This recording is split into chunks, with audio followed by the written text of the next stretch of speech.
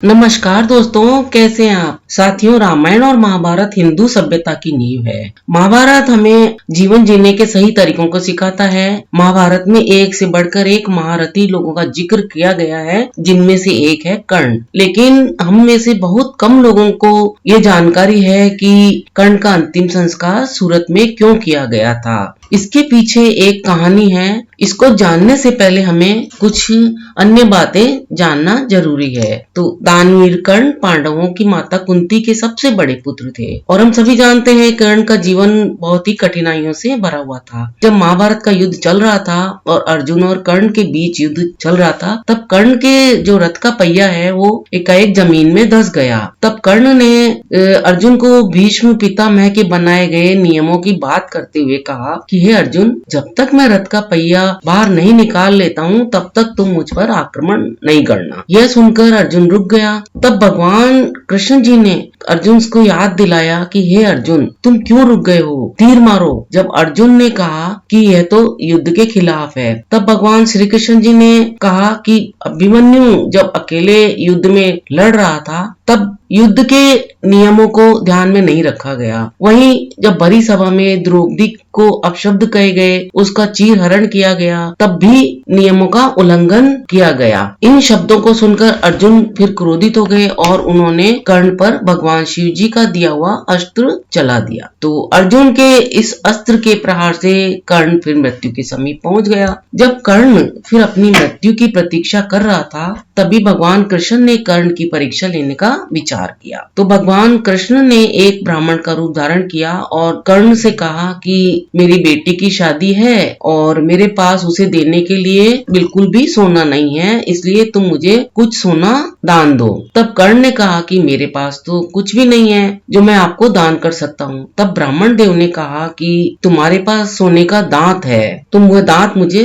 दान में दे सकते हो। कर्ण ने कहा कि तुम एक पत्थर लो ब्राह्मण देव और पत्थर से मारकर मेरा दांत निकाल दो। तो ब्राह्मण देव ने ऐसा करने से मना कर दिया और कहा कि दान तो खुद को ही करना पड़ता है। तो इसके बाद कर्ण ने अपने पास पड़े एक पत्थर को उठाया और उसे अपना दांत तोड़कर ब्राह्मण देव को देने लगा। इस पर ब्राह्मण देव ने यह कहकर मना कर दिया कि दांत तो गंदा है, उसे साफ करके दो। इस पर कर्ण ने अपने धनुष से धरती पर बाण चलाया और वहां से गंगा की फिर तेज धारा निकल पड़ी। तो कर्ण ने उस दांत को उस धारा में धोकर ब्राह्मण देव को देने के लिए शुद्ध कर दिया और उसके बाद कर्ण ने ब्राह्मण देव को वो दांत दान में दे दिया जिसपे सोना लगा हुआ था। इसके बाद कर्ण को ये सब देखकर एहसास हुआ कि ये कोई साधारण ब्राह्मण देव तो नहीं है, यह तो एक परमात्मा है। तब कर्ण ने उस ब्राह्मण देव से प्रार्थना करी और कहा कि मुझे अपना असली रूप दिखाओ। तब भगवान कृष्ण ने अपना वास्तविक रूप प्रकट किया और फिर कृष्ण ने कर्ण से कहा कि जो तुम्हारी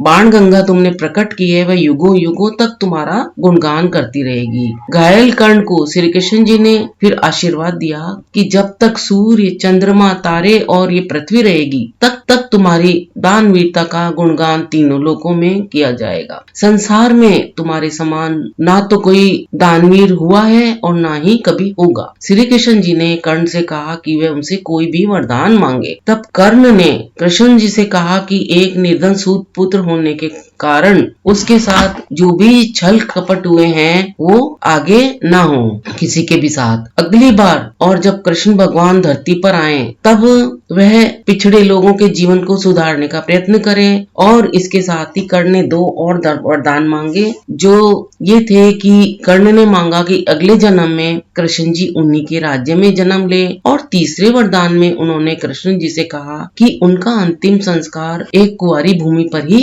हो। तो फिर बहुत खोजबीन की गई। उसके पश्चात ये ज्ञात हुआ कि सूरत में तापी नदी ही कुंवारी नदी है, जिसे कुंवारी माता नदी भी कहा जाता है। इस तापी नदी के किनारे फिर कर्ण का शवदाह हुआ और आज भी यहाँ कर्ण का मंदिर बना हुआ है, सूरत का 4 धाम मंदिर। 3 पत्रों का वट वृक्ष कर्ण के अंतिम संस्कार के गवाही के रूप में यहाँ पर आज भी मौजूद है। तापी नदी के किनारे जब कर्ण का शवदाह किया गया तो उसके पश्चात पांडवों ने कुंवारी भूमि पर शंका जताई। तो कृष्ण जी ने कर्ण को प्रकट करके उससे आकाशवाणी द्वारा कहलवाया था कि वो सूर्य के पुत्र हैं और अश्विनी और कुमार उनके भाई है और तापी उनकी बहन है उनका अग्निदाह कुंवारी भूमि पर ही किया गया है। पांडवों ने कहा हमें तो पता चल गया, परंतु आने वाले युगों में सभी को कैसे पता चलेगा ये बात। तब भगवान कृष्ण जी ने कहा कि यहाँ पर 3 पत्रों का वट वृक्ष होगा जो ब्रह्मा, विष्णु और महेश का प्रतीक रूप होगा, और इसकी ऐसी मान्यता होगी कि यहाँ कोई भी सच्चे विश्वास और आस्था के साथ प्रार्थना करेगा तो उसकी प्रार्थना, उसका मनोरथ अवश्य ही पूर्ण होगा। इस प्रकार फिर आज ये वट वृक्ष सूरत में तापी नदी के किनारे पर खड़ा है और इसके पास ये 3 पत्तों वाला वृक्ष है जिसे सूरत में 3 पत्ती वाला तिपत्तिया घास के नाम से जाना जाता है। तो इस प्रकार से भगवान श्री कृष्ण जी ने कर्ण की अंतिम इच्छा, उसके शवदाह को तापी नदी के किनारे करके पूरी करी। दोस्तों, आपको ये जानकारी अगर अच्छी लगी हो तो मेरे चैनल को लाइक, शेयर, सब्सक्राइब करना ना भूलें। अपना मूल्य समय देकर वीडियो देखने के लिए आप सभी को बहुत बहुत धन्यवाद।